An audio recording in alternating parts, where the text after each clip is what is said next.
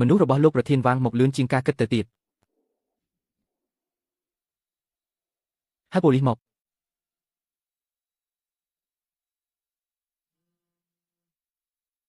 អ្នកលេងទី2ចូលមកដល់ហើយយប់នេះម៉ោង 9 នៅកន្លែងចាស់លោកប្រធានវាងបានចេញដីកាប្រមាញ់ហើយ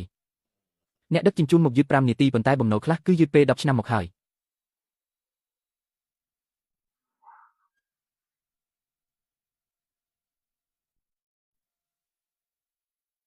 លោកប្រធានវាងបញ្ជាឲ្យអញបាត់ខ្លួនទៅ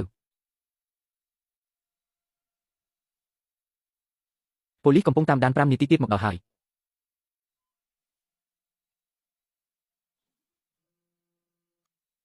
ខ្ញុំមិនវីគេទេតែខ្ញុំធ្វើឲ្យគេរស់មិនបាន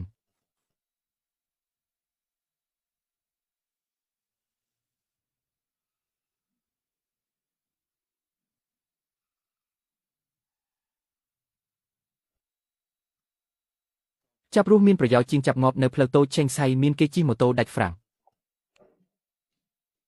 ឪពុករបស់ឯងកាលពី10ឆ្នាំមុនមិនមែនស្លាប់ដោយសារជំងឺទេគឺមានមនុស្សម្នាក់ស្លៀកពាក់ឈុតអាវធំថ្ងៃនោះគាត់បានមកផ្ទះយើងគាត់ឈ្មោះអ្វីខ្ញុំចាំបានតែថាគាត់ប្រើពេជ្រពណ៌មាសចុះហត្ថលេខា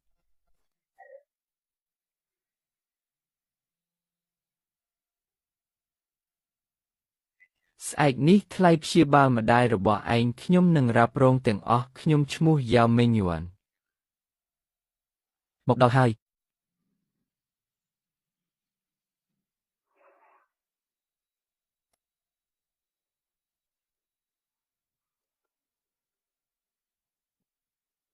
បើកខាងហើយ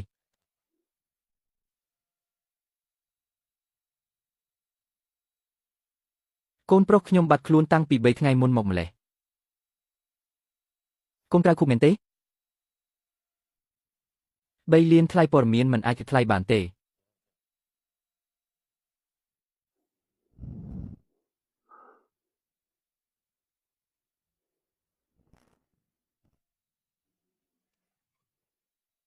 អ្នកលេងទី3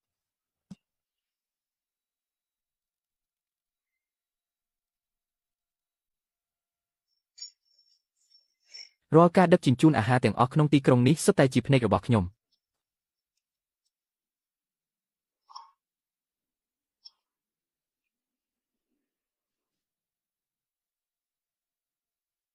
ម៉ាក់ឯងកំពុងរកឯងហើយ